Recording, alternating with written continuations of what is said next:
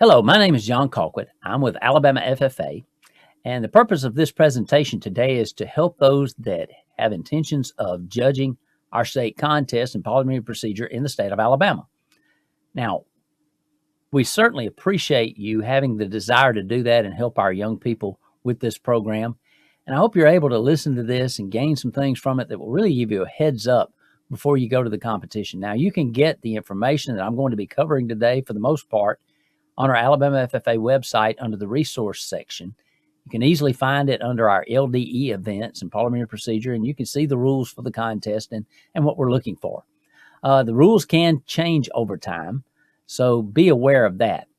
But I'm here today to talk about that and the setup, especially if you haven't done it before. We want to try to get the best judges that are best prepared to give our students their best shot at helping us select our best teams to go on to the next level. So, as a judge, you will be one of three judges. That's typically how we do that. We'll have a timekeeper, someone in there to help you with that and to set up that time. So, typically, you don't have to worry about that part. The test will be graded for you ahead of time. It counts 150 points. The presentation is 675 points. And, of course, the students will have an event card. They will be given 2 subsidiary motions, 2 incidental motions, and 1 privileged motion, or a motion that brings a motion back again before the assembly, or those unclassified. These motions will be on index cards, and one will be randomly assigned to each team member. So we will begin with opening the demonstration. The team will assume that a regular meeting is in progress already. So they're picking up with new business right in the middle of it, as if they were in the middle of that meeting, and it's being handled on the agenda.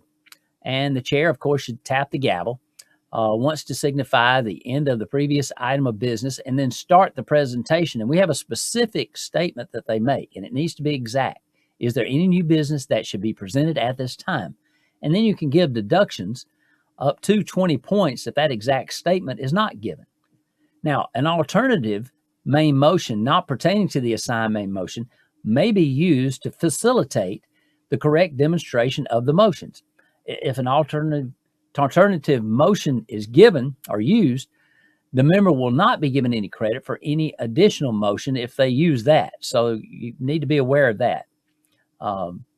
Also, take from the table, reconsider, and rescind. Those are the motions that come back before the assembly. So keep that in mind. Remember that a member's required motion will not be counted as an additional motion for another member.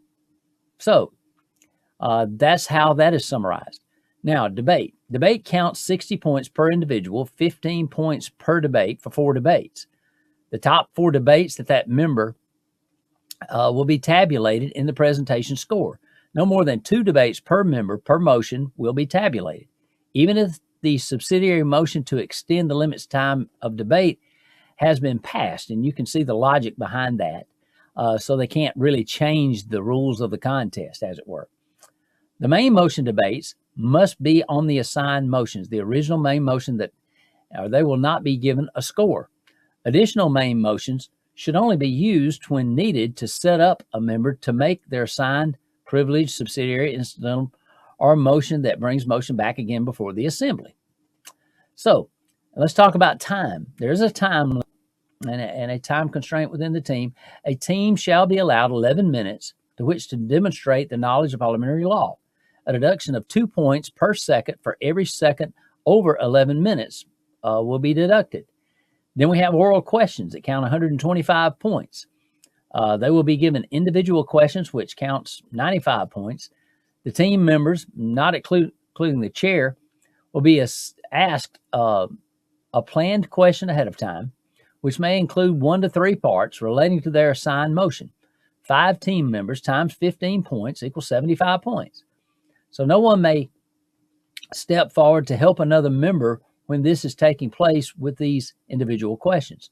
Then the chair will be asked a question, 1 to 20 points, of course, equals 20 points relating to the presiding officer on debate, assigning the floor, or other general parliamentary procedure questions.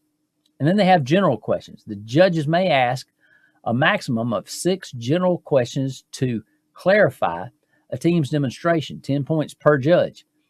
Questions may be directed to the team or an individual member. Team members may volunteer to answer the questions for the team or to help another member. 2 minutes will be allowed for these general questions.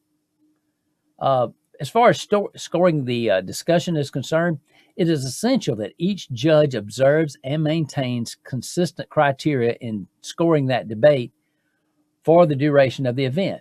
Judges must overlook personal opinions and beliefs when they're scoring that debate in an unbiased manner. All debates should be scored at the time that it is delivered. But I will say this about that. Sometimes you do have the best team that comes in first, and you may have lowered those scores. Now, I suggest that you think about that as you go along in the contest, remembering that your object is actually to pick the best debating team, the best parliamentary team in this process. Characteristics of effective debate include completeness of thought. It has to have logic with it, a clear statement of the speaker's position, and a conviction of delivery, concise and effective in that statement of debate. Now, it stands to reason that we need to hear debate that is fresh and new, and it applies back to their chapter and to what a normal meeting would look like. And those that are doing the debate, it shouldn't all sound alike. If they are saying the same thing, and you have to be careful of canned debates, debates where students have planned things to say, and they say those things over and over again. That's one of the things that I see as repetition as far as our debate is concerned, and that is an excellent debate in my mind. Now, a suggested scale goes as follows. For an excellent debate, you give 13 to 15 points, 9 to 12 for good, say 6 to 8 for average, and then, of course, below 5 and below for poor.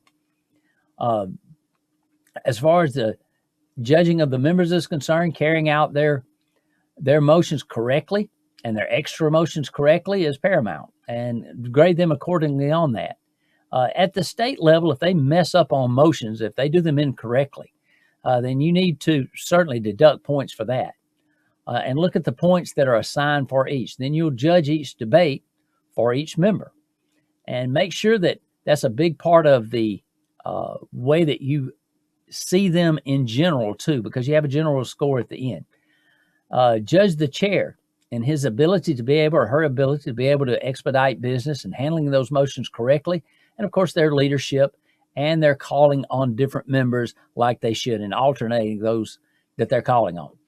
An excellent debate, for example, would be extremely unusual and would be characterized by a truly sterling delivery, and it's logical and brilliant in the terms and vocabulary that's being used. Poor debate, of course, will be characterized by a lack of effective delivery, poor grammar, poor reasoning, poor substance, those kind of things.